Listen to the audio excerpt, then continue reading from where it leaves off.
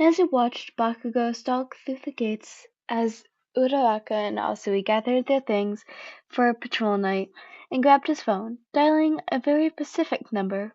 It was a shame it had to be done, but pawns had to be sacrificed to get the queen where she was needed. And due to his association with Mastermind, he practically a fallen knight for some time now. The line rang a few times before someone answered. Hero dispatch and support department. How may I direct a call? This is Nezu, he grinned. I'm a rat, a bear? Who knows? What's important is I'm the principal of UA. Really? The voice perked up at the other end in admiration. It's an honor, sir. How can I help you?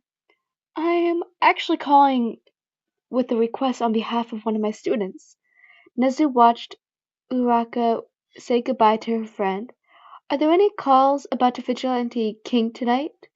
Can you make sure they are routed to Miss Uravity? I believe it would be a valuable experience. Sure, I'll make a note. The voice trailed off. Done.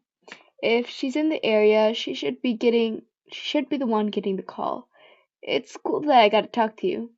Nezu almost purred. The pleasure's all mine.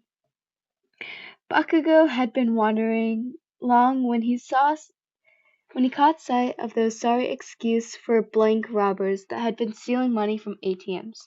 Seriously, they weren't even competent enough to target an actual bank, and they thought they had what it took? They should just leave the crimes to the real villains and get a day job with all the other useless extras. He blasted towards them as one of them used their stupid quirk to drill through the metal. He kicked her hard enough to leave a small dent where she knocked into the machine. Her stupid gang of idiots yelled and started attacking them with their dumb quirks. But he knew they weren't any match for him. An explosion to the face put one on the ground, and a hard stomp broke his leg, to make sure he stayed there. Katsuki didn't give him a chance to use his quirk.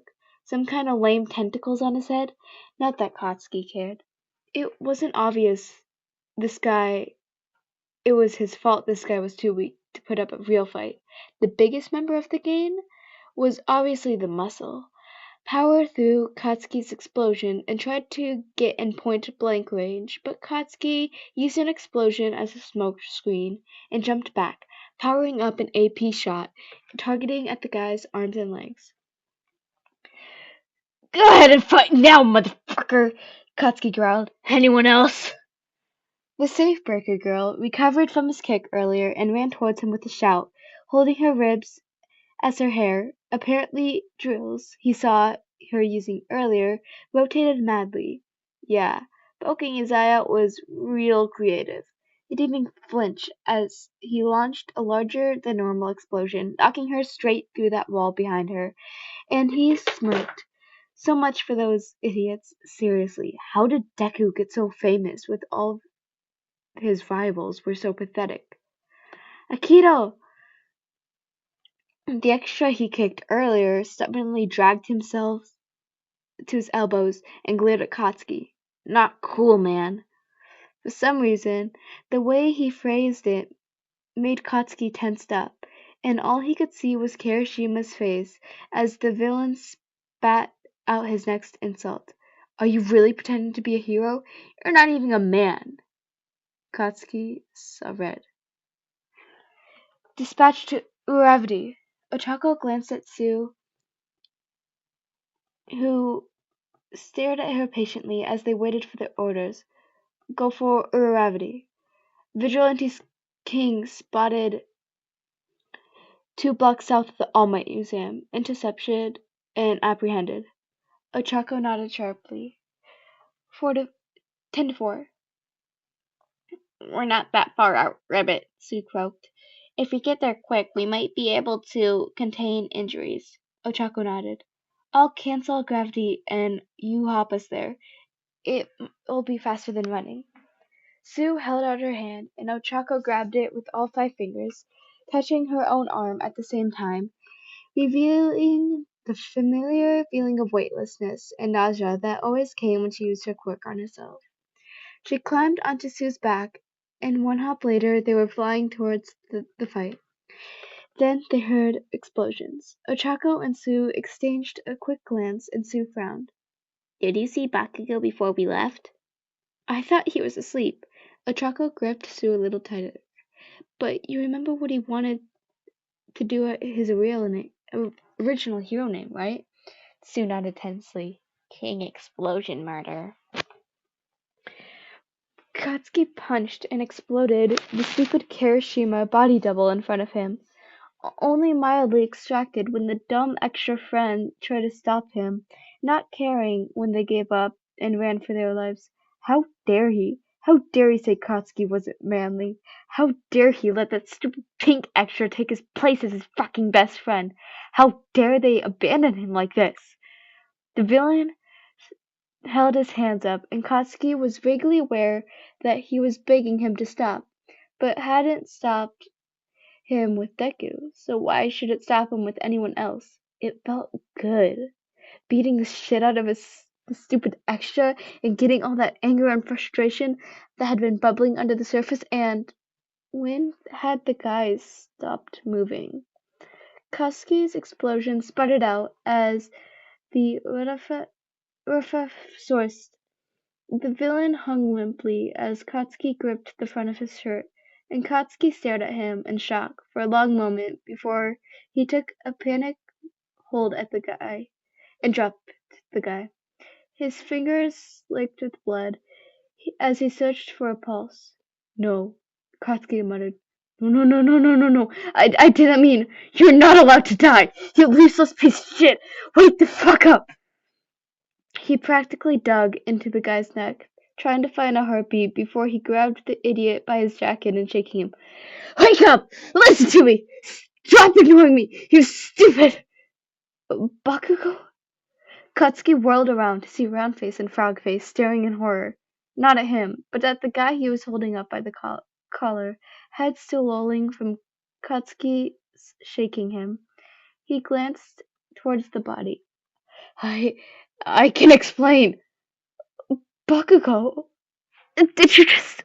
Uraraka looked like she was about to throw up. What did you do to him? I did it... Katsuki's mouth was dry as he dropped the guy and started backing away. I wasn't trying to. I mean... Sue came up and took Katsuki's place as she searched for a heartbeat. After a moment, she looked up at him, eyes wide and full of accusation that Katsuki wasn't ready to face. Bakugo, what did you do?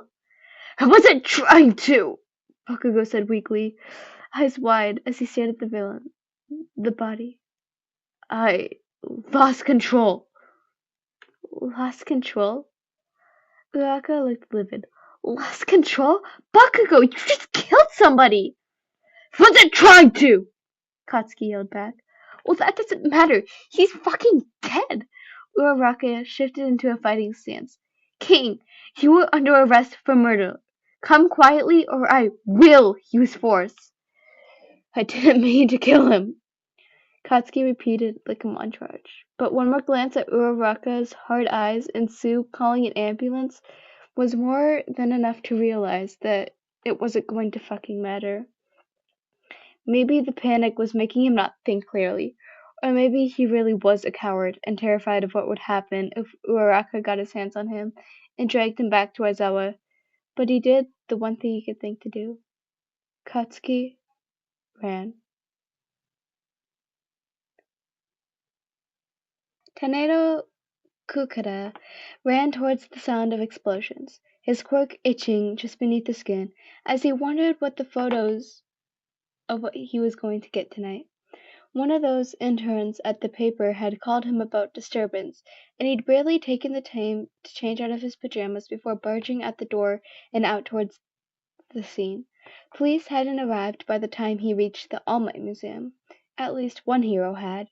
He recognized her as the UA student had flipped a car to stop a car chase one time in broad daylight, and he was careful not to catch her face and as he started taking pictures of her and the villain she was chasing. He tried to keep her anonymous as possible, but this story was just too good to pass up. Give up, Bakugo! Uravity, if he remembered her name correctly, yelled, I'm taking you in! You're not doing shit, round face! Bakugo yelled back, abandoning the chase and turning to face her. Don't you remember the sports festival? I'm fucking stronger than you! Totada's eyes widened as he started zooming in more on the villain. It was a kid from the sports festival, the one who had to be chained up. He remembered the fight between the two of them. Everyone had thought he was going too hard on the girl until she dropped an entire stadium on him. If they both were UA students, why were they fighting now? This is a juicier story than he even imagined. Maybe you used to be, but I've been training since then, Uravity shot back. Not just beating people up in alleys like you, king! Totodile gasped and took more pictures. A UA student takes down another turned violent vigilante. Even if he were trying to keep this off of the front page, his editors wouldn't let him, especially since he could see other news crews pulling up. The explosions illuminated the fight and provided perfect lighting, silhouette the combats against the background of the museum against them. King launched an explosion at Uravati, but she disappeared in the smoke screen like she'd done at the sports festival. When the smoke cleared, King tensed, looking for Uravati as he prepared for the next attack. But before he got to look up, Uravati dropped like a stone, landing on his shoulders, using her momentum to flip him to the ground, forcing both of his fans against his back, and growling something that Todada couldn't hear as she wrestled King into a pair of cuffs. He struggled, but kept a foot on his back to keep him down as she stood, glaring down at him as she called in the capture. An odd sense of calm fell over the scene as Uravati turned back to the gathering reporters, gazing at the museum behind her. Specifically, the statue of All Might had always been one of Todaka's favorite. The word plus ultra were engraved at the base. The bronze All Might stood in a wide stance, one hand on his hip, another raised in victory. He moved a few feet to the left, making sure that Uravati was perfectly silhouetted against the statue as she raised her fist in unison. Her own silent way of saying, I'm here. He was definitely making the front page tomorrow. Did Bakugo just get arrested for murder?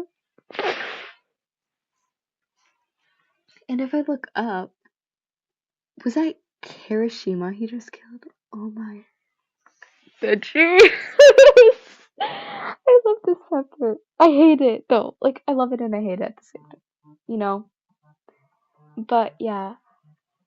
Um, that was definitely a chapter. Yeah, this is also halfway through the fic. Oh no, I don't want it to end. It's so good. It's getting so much better.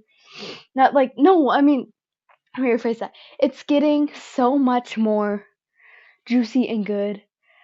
I want more. Good thing we still have all that to go over again. But yeah, I can't wait to see what happens next. I'm gonna do a lot of reading tonight and just. Anyways, I will see you guys in the next chapter. Bye bye.